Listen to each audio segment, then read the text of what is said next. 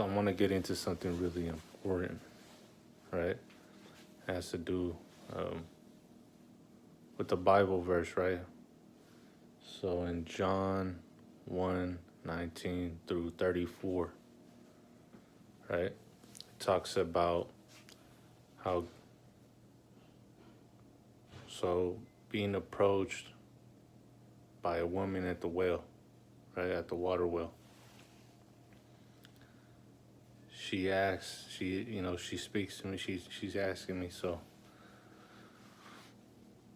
she's telling me that she has been with, just to clear it up, she's been with men and, God's father, my father, Jacob, and cattle, right? While looking at him up and down, just staring at his wardrobe, right? She's staring, looking down, and she's looking at something in particular, right? Which was his reproductive organ, right? And she says she's looking at him and says that she can't see. It looks like that he doesn't have anything to offer, right? As most ladies know, right? When they can't tell the difference. So he speaks to her and tells her that the water that he offers is a water that would have a person quench for thirst, right?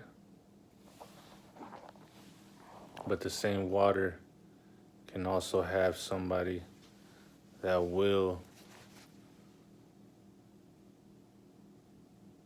hydrate somebody, in a sense, right?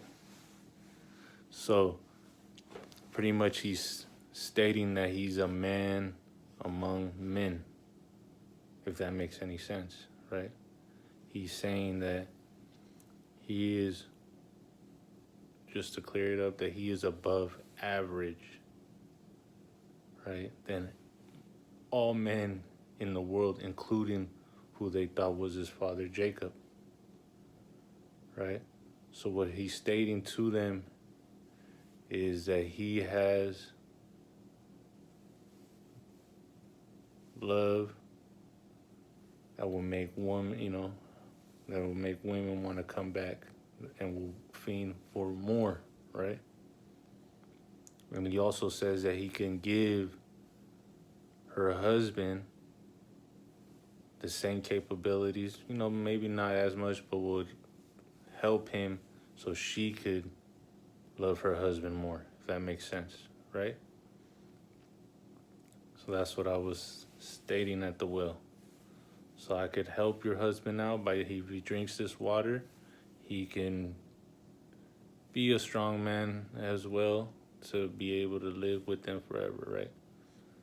So that's what it talks about in John 1 or 19, 1:19 through 34, 36, And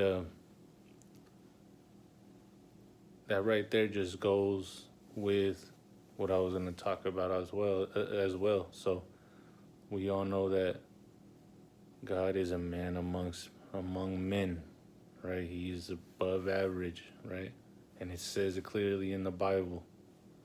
He's bigger than anybody. He has a advantage as far as his reproductive organ, as far as my reproductive organ, than anybody else in the world, right? Then you go and you talk about, and you wonder what Lucifer, right? Because we've seen drawings on walls of red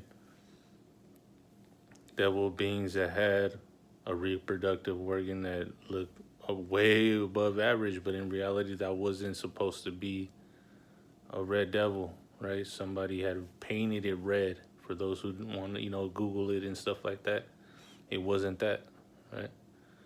So we all know that Lucifer didn't have a reproductive organ. He did not have any reproductive organ, so he couldn't reproduce, right? So that's one thing too. So that's we already know that Lucifer is the opposite of God, right? So that's one thing in the Bible that it states clearly, that I am above average than all men in the world, right? And you have Lucifer on the other hand that doesn't have a reproductive organ. He's more like a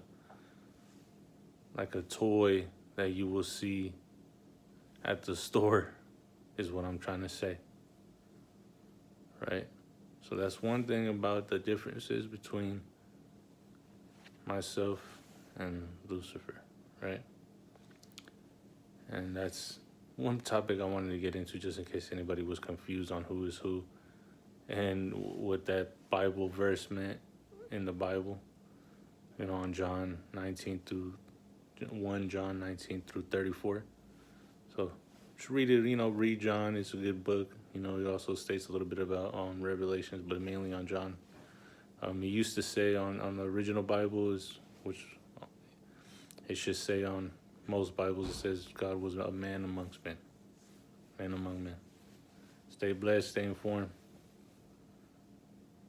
Pray every day.